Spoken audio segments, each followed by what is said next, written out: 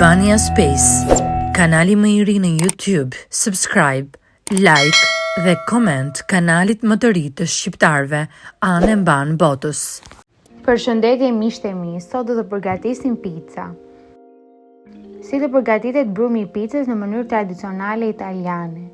Përbërësit për brumin: 500 gram mielli tipit 0 ose miell universal nëse nuk keni tip 0, 300 ml ujë i vakët, 7 grama jap bire e thatë ose e freskët sipas dëshirës, 1 lugë çaj sheqer, 1 lugë çaj kripe dhe 2-3 lugë gjelle vaj ulliri. E punojmë brumin për rreth 10 minuta me duar. Fermentimi ose ndryshe frymimi. E vendosim brumin në një enë të lyer me pak vaj ulliri dhe mbulojmë me një pecet ose me kapak plastik. E lëm të pushoj për rreth 1 ose 2 orë në një vend të ngrohtë derisa të dyfishohet në vëdhim. Për më shumë aromë dhe shije, disa italianë e lën brumin të pushojë më gjatë, rreth 12 orë, në temperatura të ulta. Por për përdorim të shpejt mjafton dhe 1 deri në 2 orë.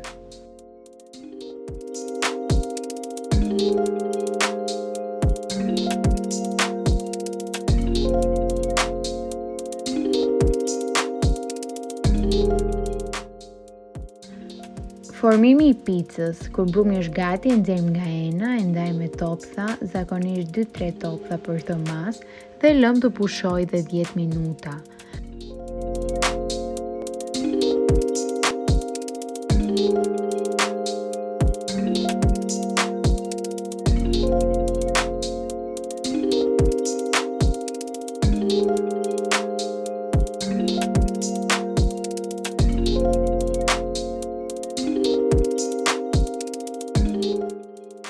Pastaj e hapim me duar ose me një petës, duke e formuar sipas trashësisë që dëshirojmë.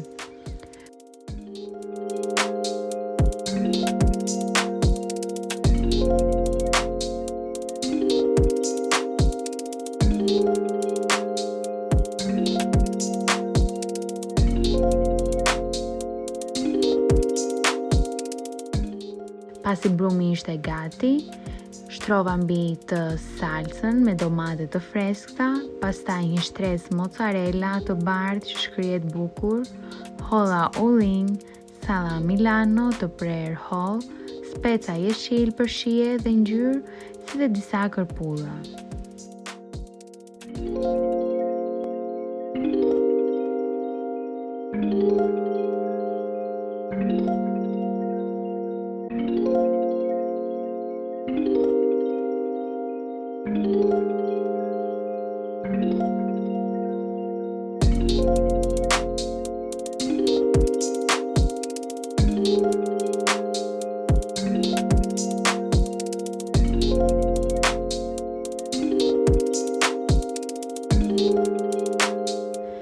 Në fund shtova pancetën e tymosur për një shije të veçantë dhe sipër një shtresë djathë kaçkavall të grirë të përzjedhur me mozzarella që ta bëja extra cheesy, sepse unë doja picën me më shumë djathë.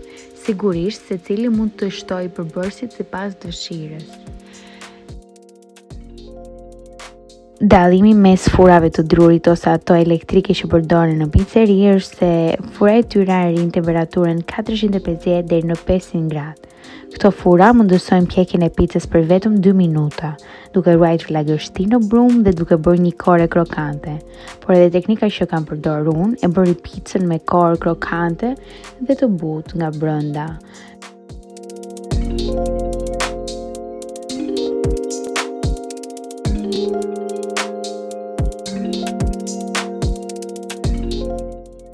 Në një video tjetër do të shpjegohet se si bëhet brumi i picës në mënyrë më të detajuar.